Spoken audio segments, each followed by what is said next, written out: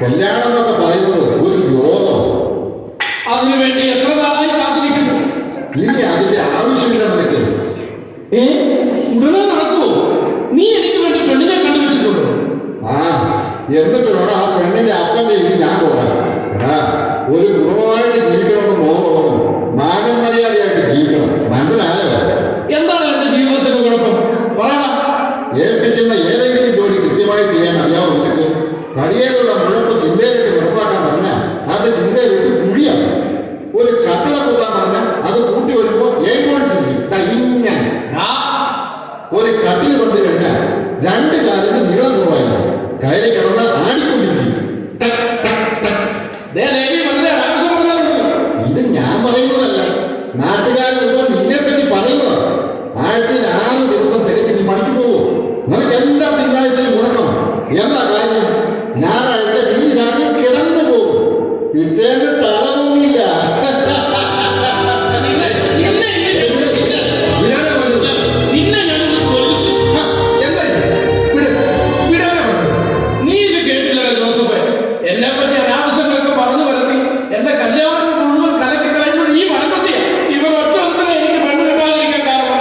അവൻ അങ്ങനെയൊന്നും ചെയ്യില്ല. നിനക്ക് ദൈവം ഒരു പെണ്ണിനെ കരുതി വെച്ചിട്ടുണ്ട്.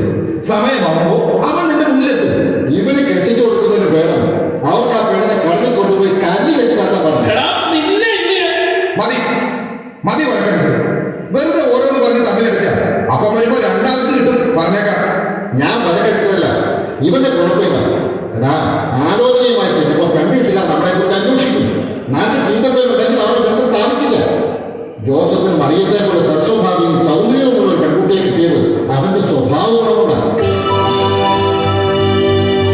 നീ ഭാഗ്യവാനാണ് ജോസഫ്.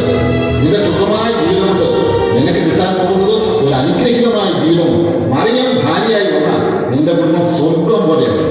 ഇല്ല, ഈ കല്യാണം നടക്കില്ല. അപ്പനെന്താ പറഞ്ഞത്? പറഞ്ഞത് കേട്ടില്ലേ? നീയും യുവമാക്കി നിന്റെ മകൻ മറിയവും തമ്മിലുള്ള വിവാഹം നടക്കില്ല. എന്താ എന്താ അതിന്റെ കാരണം?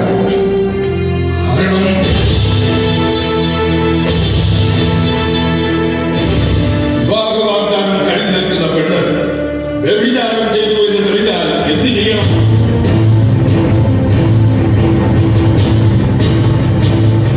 പറയണം. എന്താണ് നിയമം?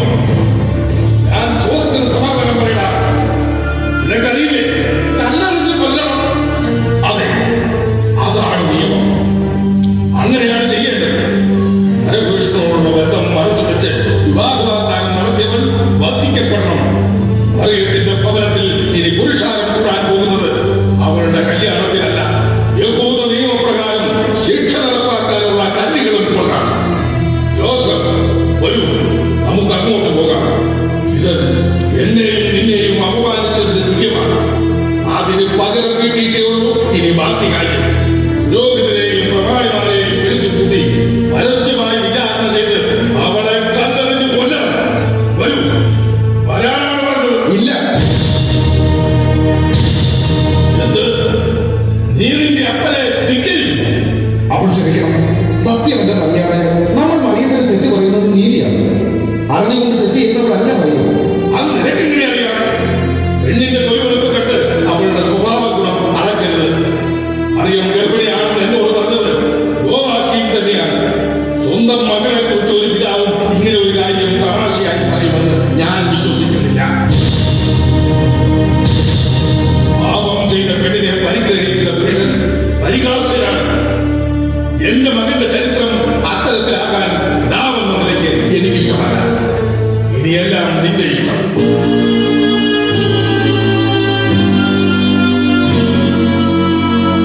ജോസഫ്, അപ്പ പറയുന്നത് തന്നെയാ ശരി. വാഗ്ദാനം ലംഘിച്ചത്, നിന്നെ ചതിക്കാൻ നോക്കിയത്, ചുട്ട മറുപടി തന്നെ കൊടുക്കണം. അവളെ കല്ലെറിഞ്ഞ് കൊല്ലണം. അത് തന്നെയാണ് അപ്പന്റെ വാക്ക് ധിക്കരിക്കരുത് തന്നെയാണ് എന്റെയും അഭിപ്രായം. ഈ കാര്യം മറച്ചു വെച്ച് വാഗ്ദാനം ചെയ്ത് നിന്നെ വഞ്ചിച്ചതല്ലേ അവൾ. ന്യായാധിപന്മാർ അവളുടെ ചുറ്റമിരിക്കട്ടെ. അവളെ നീ ഒരിക്കലും വിവാഹം കഴിക്കരുത്. ഇല്ല. പെട്ടെന്ന് തോന്നുന്ന കോപം കൊണ്ട് ഒരു തീരുമാനം എടുക്കാൻ പാടില്ല. മറിയം ഗർഭിണിയാണെന്ന് പറഞ്ഞത് സത്യമാണെങ്കിൽ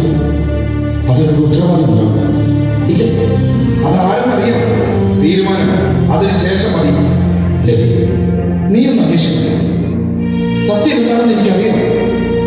എനിക്ക് വേണ്ടി നീ അത് ചെയ്യില്ല. മറിയത്തിന് സംഭവിച്ചത് എന്താണെന്ന് എനിക്ക് അറിഞ്ഞേ പറ്റൂ. പോകാം, ഞാൻ അന്വേഷിക്കാം. വേണമെങ്കിൽ മറിയത്തിനെ നേരിട്ട് കാണാം. അതിൽ കള്ളമാണെന്ന് കേൾക്കാൻ തന്നെയാണ് ഞാനും ആഗ്രഹിക്കുന്നത്. സമ്മതിക്കുക, ഞാൻ പോയി വരാം.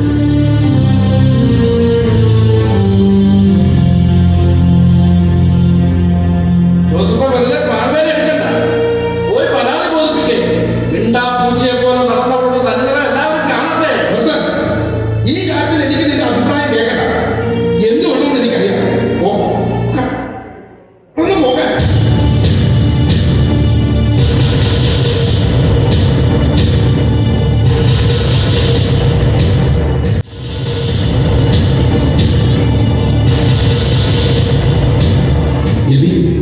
എന്താ അവളെ കണ്ടോ? എന്താ പറഞ്ഞത്? മറിയത്തിനെ കാണാൻ പറ്റിയില്ല. അവൾ യൂദയായിലെ മലയോരത്തുള്ള പട്ടണത്തിലേക്ക് പോയി, സക്കറിയായുടെ വീട്ടിലേക്ക്. നീ വേറെ ആരെങ്കിലും കണ്ടോ? സംസാരിച്ചോ? കണ്ടു, വിശദമായി സംസാരിച്ചു. നീ വിശ്വസിക്കരുത്, അറിയതൊക്കെ സത്യമാണ്. മറിയം ഗർഭിണിയാണ്.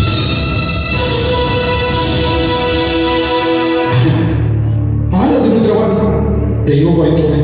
സത്യസന്ധയും നിഷ്കളങ്കയുമായി വളർന്ന കണ്ണികയാണെന്നല്ലേ പറഞ്ഞത്. അപ്പോൾ അവൾ അതിന്റെ സത്യം പറയില്ലേ? അവൾ അത് പറയാതിരിക്കുന്നില്ല. പക്ഷേ അവളുടെ ഈ അവസ്ഥയ്ക്ക് കാരണം മനുഷ്യരാകുമല്ല ദിവസം. പിന്നെ അവൾക്ക് ഗബ്രിയേൽ മാലാഖയുടെ വെളിപാടുണ്ടായി.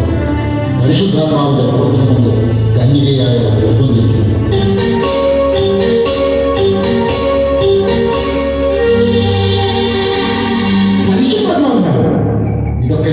ഇതൊക്കെ ആരാ വിശ്വസിക്കുന്നത്? ഈ കെട്ടുകൾ ആരെ വിധിയാക്കാനാ? അപ്പൻ പറഞ്ഞത് തന്നെയാ വേണ്ടത്. കറന്റെ ഒഴിഞ്ഞു കൊല്ലണം. ഇല്ല ഇല്ല, ഞാനതിന് കൂട്ടു നിൽക്കില്ല. പിന്നെ നീ എന്ത് ചെയ്യാൻ പോകുന്നു? പുരുഷാരത്തിന് മുന്നിൽ അപമാനിതയായി നിൽക്കുന്ന മരണത്തിന്റെ രൂപം എനിക്ക് ചിന്തിക്കാൻ പോലും പറ്റില്ല. അവളെ കല്ലെന്ന് പോലെ ഞാൻ ഒരിക്കലും കാരണമാകില്ല. അങ്ങനെ സംഭവിച്ചാൽ അതെന്റെ മരണം പോലെ തന്നെയായിരിക്കും.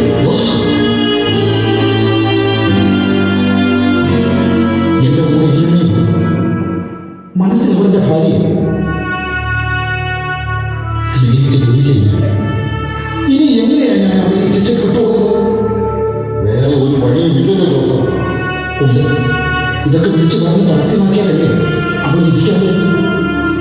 ഞാൻ അവളോട് പറയില്ല. രഹസ്യം എന്റെ മനസ്സിൽ നിന്ന് മാത്രം ഞാൻ അവളെ മതിയാക്കി. അതാണ് ശരി. അവളോട് എനിക്ക് അതുപോലും ഹൃദയം കൊടുക്കുന്ന വേദനയാണ്. നിന്റെ നല്ല മനസ്സുകൊണ്ടാണ് ഇങ്ങനെ പറയുന്നത്. ഈ കാര്യം ഒരുപാട് കാലം കൊണ്ട് രഹസ്യമായി വയ്ക്കാൻ കഴിയില്ലെന്നറിയില്ലേ? തെറ്റ് സംഭവിച്ചിട്ടും അത് വേണ്ടപ്പെട്ടവരെ അറിയിക്കാതിരിക്കുന്നതിന് നിനക്ക് ശിക്ഷ കിട്ടും. അത് കഴിഞ്ഞിട്ട് വാങ്ങണം. ദൈവത്തിന്റെ മതാണെങ്കിൽ ഞാൻ ദൈവത്തെ വാങ്ങും. ഭാര്യയായി സ്വീകരിക്കുന്നില്ലെങ്കിൽ അവൻ നിനക്ക് അന്യാണ്. ഒരന്യ പെണ്ണിന് വേണ്ടി ജീവിതം തുടങ്ങണം. ആലോചിച്ച് തീരുമാനിക്കണം.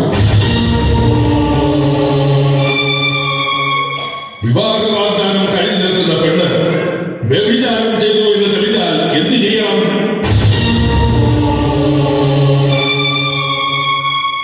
ജോസഫ്, അപ്പം പറയുന്നത് തന്നെയാ ശരി. വാഗ്ദാനം ലംഘിച്ചത്, നിന്നെ ചതിക്കാൻ നോക്കിയത്, ചുട്ട മറുപടി തന്നെ കൊടുക്കണം. അവളെ കല്ലെന്ന് കൊല്ലണം. അത് തന്നെയാ വേണ്ടത്. ഇല്ല, ഇനി ഞാൻ എന്റെ തീരുമാനം മാറ്റില്ല. മറിയം ഒരുപക്ഷെ എല്ലാവരെയും വഞ്ചിക്കുന്നതാണ്. അവൾ ശിക്ഷ അറിയിക്കുന്നുണ്ടാകും. പക്ഷേ ഞാനതിൽ നിന്നിട്ടാണ്. മറിയത്തിന്റെ ജീവിതത്തിൽ നിന്ന് യാക്കോബിന്റെ മകൻ ജോസഫ് ഇതാ നിരുപാധികം പിന്മാറുന്നു.